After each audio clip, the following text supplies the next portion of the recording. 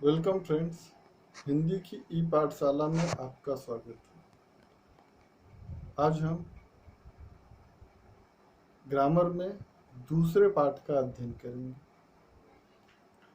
जिसमें पांचवें भाग में है प्रश्नोत्तरी की भाग। पहला प्रश्न है,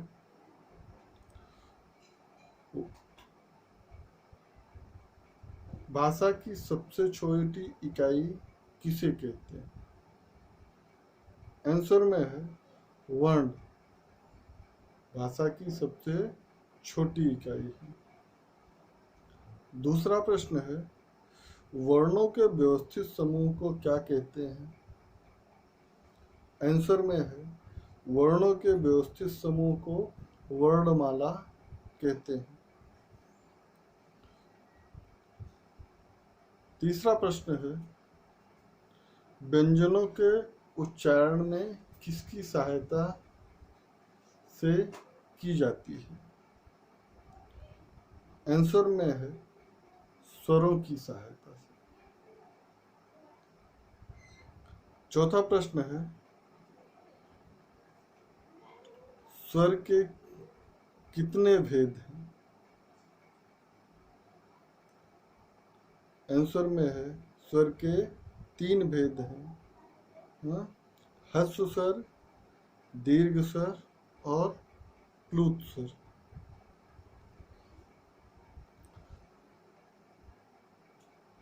अगला प्रश्न है,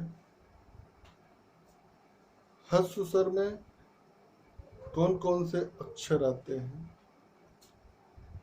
आंसर में छोटा, छोटी, छोटा ऊ और जी। अगला प्रश्न है,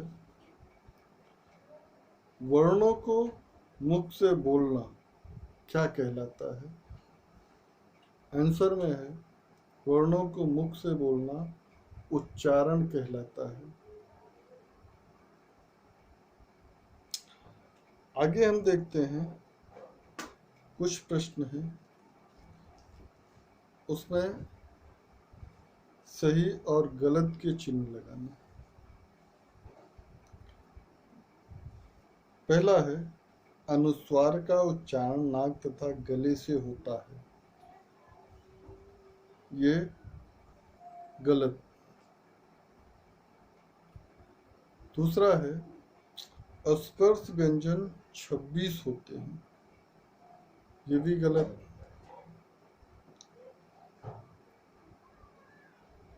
तीसरा है, श्री का उच्चारण र की तरह होता है। ये भी गलत। अगला प्रश्न है, ध्वनि के खंड नहीं किए जा सकते। सही है।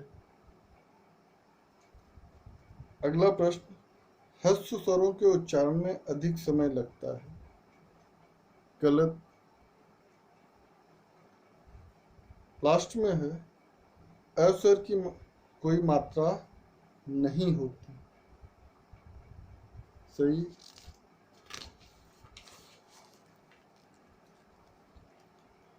अब हम कुछ शब्दों के शुद्ध और अशुद्ध रूप के बारे में जानेंगे,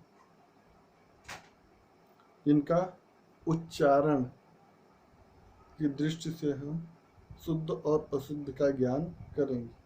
जैसे ज्ञान, तो ज्ञान। धुआं, जबकि शुद्ध रूप धुआं। संबंध, जबकि शुद्ध रूप संबंध। कवयित्री, जबकि शुद्ध रूप कवयित्री होता है। चढ़ाई, जबकि सही रूप चढ़ाई। फिर दवाइयाँ, जबकि सही रूप है दवाइयाँ। आगामी, जबकि आगामी। आशीर्वाद, जबकि आशीर्वाद सही होता है। चिन्ह, जबकि चिन्ह। अनाधिकार, जबकि सही रूप अनधिकार होता है। तो इस प्रकार से हम देखते हैं कि हिंदी के उच्चारण के साथ जब तक हम सही उच्चारण नहीं करेंगे तब तक उसका सही रूप से अर्थ अर्जित नहीं कर पाएंगे।